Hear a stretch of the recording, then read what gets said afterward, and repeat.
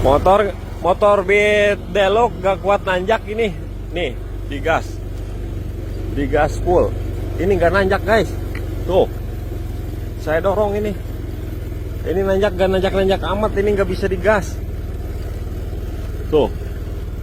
Harus didorong. Tuh.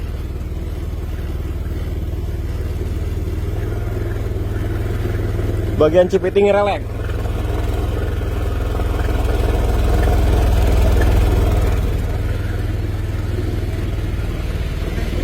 Kita kuatin.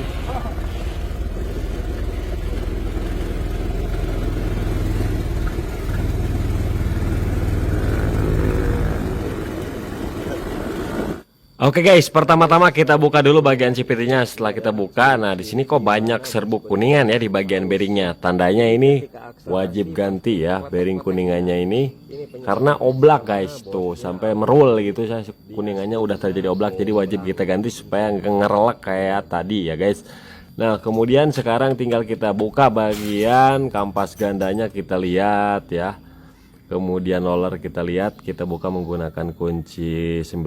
Nah untuk mangkok bagus, kampas ganda bagus, tidak ada nyoplok ya. Biasanya retak, cepat habis. Nyoplok ini alhamdulillah masih aman. Kampas ganda meskipun tinggal 60% masih tetap layak gunakan lah. Oke, ini banyak banget debu-debunya ya, sampai nempel di kampas ganda tuh. Jadi gerdeg ya guys. Kendalanya gerdeg, gak ada tenaga. Pantas saja ini debunya banyak yang ada gleg seperti itu. Lihat, nanti cukup kita bersihkan. Kita buka roller. Nah setelah kita buka bagian rumah roller ini, kok ada kuningan seperti ini yang cewawa kayak sendal capit erek pegat guys. Nah lihat, satu biji rollernya sudah tidak bundar, melainkan jika naon ya, tah pokoknya begitu guys. Nah ini sampai ngeganjel, berarti itu gak ada tenaga, bisa terjadi ganjelan dari roller itu guys. Dan debunya sangat tebal sekali. Nanti kita semprot, bersihkan pakai bensin. Tuh disitu banyak serbuk-serbuk bekas roller. Nah kemudian kita buka bagian mur kampas gandanya ya. Kita bersihkan, pokoknya kita lepas-lepaskan bagian kampas gandanya, nanti kita cuci. Nah untuk bagian puli gesernya ini bagus, aman, tidak ada kendala. Nah kampas gandanya ini sedikit ada gleg sama debu. Nah ini untuk pelumasan kampas ganda bagus, jadi nggak perlu dibongkar. Selagi seal nggak bocor mah nggak usah dibongkar. Nah rumah roller ini masih layak digunakan ya, cacatnya tidak banyak. Kemudian ganti bearing CVT-nya dulu ya guys. Nah menggunakan alat itu prosesnya lebih cepat teman-teman ya, cukup 2 menit aja menggunakan tracker seperti ini guys. Kita ganti menggunakan baru, usahakan yang bagus bearing CVT-nya ya, jangan yang abal-abal karena cepat rusak guys. Kemudian kita gunakan kunci 23 ya, pas banget untuk proses dagor pakai palu guys. Nah ini pas banget tuh, jadi 3 kali dagoran ini sudah masuk secara presisi guys, tuh mantap. Kemudian tinggal kita pasang lagi kunci snap ringnya ya, gunakan snap ring tutup. Oke, setelah itu tinggal kita lihat ini sudah dibersihkan ya sama mekanik kita nih, pakai bensin. Kalau kampas ganda pakai air sabun, ini pakai bensin. Dan rumah roller ini meskipun cacat sedikit masih bisa digunakan, nggak perlu diganti-ganti untuk menekan biaya ya, tidak perlu ganti, cukup rollernya saja. Ini untuk rollernya pakai 11 gram ya, bawaannya 11 gram, pengen 11 gram supaya kuat nanjak. Dan untuk slide pads-nya kita ganti karena ini sudah gombrang ya, udah bekas ganjelan, jadi kita ganti baru saja, murah. Kemudian kita kasih template ya, sedikit saja, gak perlu banyak-banyak sampai mendagleg, cukup dioles seperti itu supaya rumah roller menjadi awet dan sliding gesernya mantap. Setelah itu tinggal kita pasang asnya, kita kasih template ya supaya kalau macet plat rumah rollernya itu aman. Kemudian untuk panbelnya ini sudah saya cuci pakai sabun, tapi kelihatannya sudah retak-retak karena ini 30.000 km belum ganti panbel, jadi saya ganti saja panbelnya ya. Menurut konsumen disuruh ganti karena udah kilometer 30.000 lebih. Ada tambahan ring slip ya untuk menambah akselerasi, karena ini motor bukan untuk ngebut, hanya untuk tanjakan akselerasi boncengan. Oke, untuk kipasnya aman, tidak ada keausan, pasang gigi engkol, pasang ring, dan pasang mur. Untuk murnya ini serata semua ya, bisa dibolak-balik, nggak bakalan goyang ya guys. Tinggal kita kencangkan menggunakan kunci 22 secukupnya. Oke. Nah, pastikan ini roller jangan sampai lepas ya. Tarik ban bel ke belakang seperti itu. Kemudian untuk pelumasan di sini ini masih bagus nih, saya rasa nggak perlu dibuka ya, template masih ada, nggak perlu dicongkel. Kalau silahkan mau dicongkel silahkan, nambah template di torsi camnya. Kemudian kampas ganda udah kita rakit ya, damper masih bagus semuanya, langsung kita pasangkan ulang. Jadi untuk menekan biaya kita nggak ganti kampas ganda, ini masih ada. Selama masih ada kampas gandanya belum tipis, belum nyoplok, belum retak, nggak saya ganti karena ini masih layak digunakan, masih panjang umurnya. Oke, setelah dikencangkan secukupnya udah, tinggal kita kasih pelumasan ya di bagian bearing bambunya.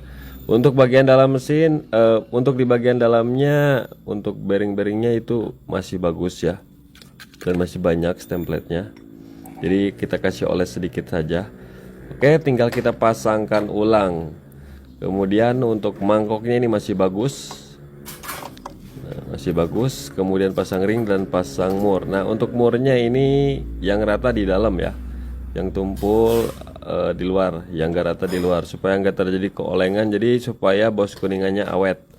Nah, ini salah satu pengecekan pertama yang kita lakukan. Motor ini tidak bertenaga ya guys, tidak ada tenaga. Kemudian gasnya seret, berebet juga, nanti kita cek yang lainnya. Guys, kita hidupkan, mantap, sudah bagus ya.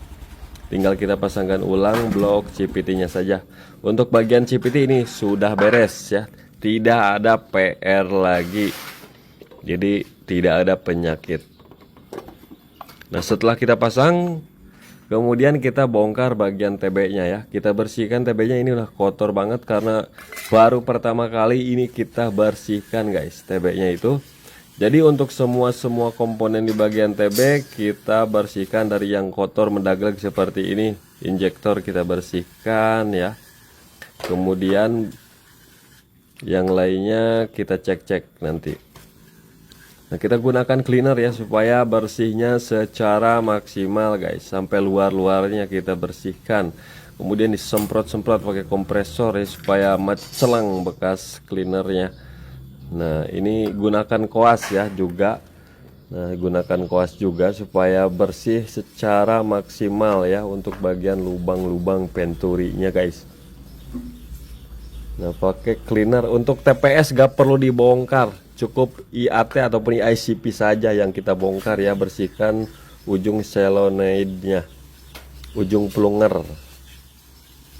Nah, oke, setelah kita bersihkan, kemudian semua komponen udah kita pasang lagi ulang. Tinggal kita cek tekanan full pump, ini bagus ya, 42 PSI.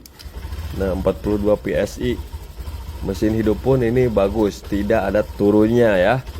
Nah, ini stabil guys, jadi full pump nggak perlu kita bongkar karena tekanan itu normal ya.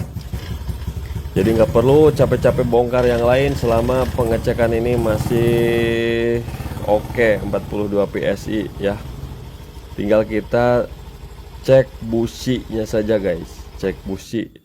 Nah, ini 30.000 km. Kalau misalkan sudah seperti ini ganti ya, karena busi maksimalnya di 11.000 km ganti, 11.000 ganti gitu guys. Jangan nunggu ausnya. Kemudian filter udara juga kita ganti ya, dari baru kita ganti sekarang. Nah, setelah itu tinggal kita tes di jalan rata dulu. Motor sudah berbeda dengan yang awal datang guys. Sekarang mah bisa digas motornya ya. Ini di jalan rata dia bagus. Jangan lupa kita cek lagi di jalan tanjakan guys. Nah, sekarang tanjakan ya, stop and go tanjakan, buset, sekarang mah bisa nerelang tanpa harus didorong-dorong lagi, bisa boncengan lagi. Karena awalnya ini motor ngebeyeyat, nggak nanjak sama sekali guys, harus didorong kalau ditanjakan. Oke, jadi seperti itu guys untuk proses pengecekan, pengerjaan. Semoga video ini bisa mengedukasi dan bermanfaat.